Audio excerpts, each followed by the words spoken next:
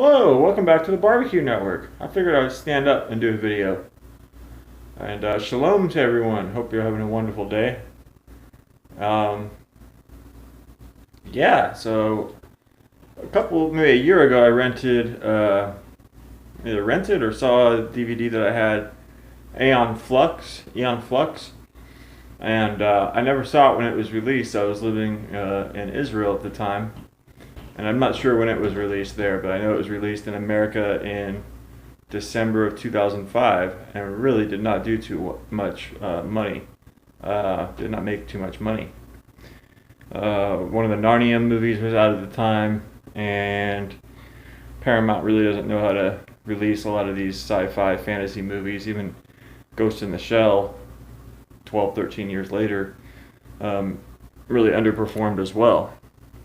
Aeon Flux may have even sold more tickets, or about at the same rate, adjusted for inflation. So anyway, Charlize Theron has gone on to be in many action movies since: Mad Max Fury Road, one of the Fast and the Furious movies, Atomic Blonde, doing other movies I believe as well that are at least action, and I give her a lot of credit. If she did a lot of these stunts, they strongly deny that there was a stunt person used, even though she was injured during the making of it.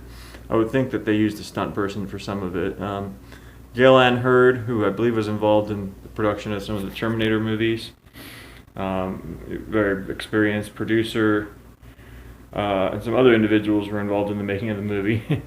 Karen Kusama, a director that made a movie called Girl Fight with Michelle Rodriguez, then became quite well known, and then made after this Jennifer's Body, and then a movie I know of called Destroyer with Nicole Kidman that didn't get a very wide release last year. I used to watch Aeon Flux on MTV. There would be like 5 or 10 minute short films, animated, and kind of a lady all dressed like in all black, having to go through different levels or science fiction adventures. I felt they could make a movie directly from that, just one kind of silent film type deal, but they added quite a lot of dialogue, quite a lot of story to the movie, which helps. And in addition to Charlize Theron, it stars Frances McDormand, and they actually starred in a movie called North Country together the same year, and they were both nominated for Oscars. This movie was really lambasted by critics. It's got a pretty good rating by people that just commonly watch it. And it's a trip, man. It's really interesting. It's not like my favorite movie or anything, but I would love to own it and watch it a lot. The visual effects and the costuming, the design of the film, top notch. I'd say it's a lot kind of like Logan's Run, maybe Children of Men, similar concepts to that. People have stopped being able to, I guess, reproduce. Some people are disappearing. So it basically is, I'll just tell you the plot here. They're abducting the people that actually can reproduce, so they can figure out how to keep the myth going that people can't reproduce. And Johnny Lee Miller's in it. Martin Shaukus is in it. Sophie Ekenedo, who was in Hotel Rwanda, actually nominated for an Oscar, I believe, that year or the year before. And then a man named Patterson Joseph. He's a very underrated actor. He's from the television show Peep Show, African-British guy.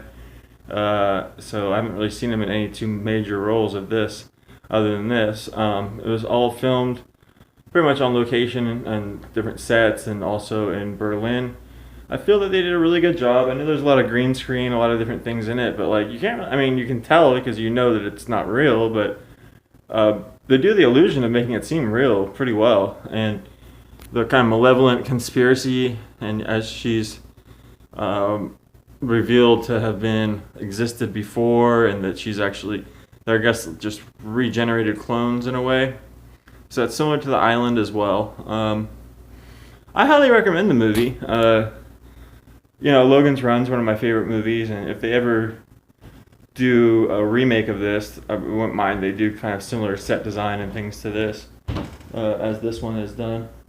Karen Kusama, I think, is pretty underrated as a director here, but it kind of maybe loses a little bit towards the end. But I really like how they use these plants and the real world around them as weapons. In fact, I wish they would have done that the whole time. There are some parts where they use actual guns and ammunition that I feel just those aren't as well done as the parts where the blades of glass are actually sharp, and all this different stuff that describing it sounds kind of silly, but in the movie they execute it really well. And Charlize Theron, her costumes, everything, they did a really good job. Some of the time she's wearing the exact Aeon Flux costume from the animated deal. I understand that the creator of this kind of played ball while making it, but then after it came out, he's had some negative things to say about it. But I guess the check cleared, so he was keeping his mouth shut when they were making it. There's a lot of good special features on the making of it. I highly recommend the movie. Definitely just for the visuals at the very minimum. It's a good performance by Charlize Theron as well, and kind of a strange performance for Frances McDormand, kind of isolated in this kind of chamber, and she can reappear and appear in people's thoughts, and people take these pills and then all of a sudden they can go into this room and talk to her. So definitely pretty out there. Go ahead and check out Aeon Flux sometime. Let me know what you think about it. I don't really care if you like it or dislike it, but I just don't think it's a movie that many people have seen or discussed, especially checking out all the different videos about it. No major critics have reviews of it, and Comics Kid 2099 had a review of it, and so I figured I'd post one too. Bye for now. Thank you and shalom.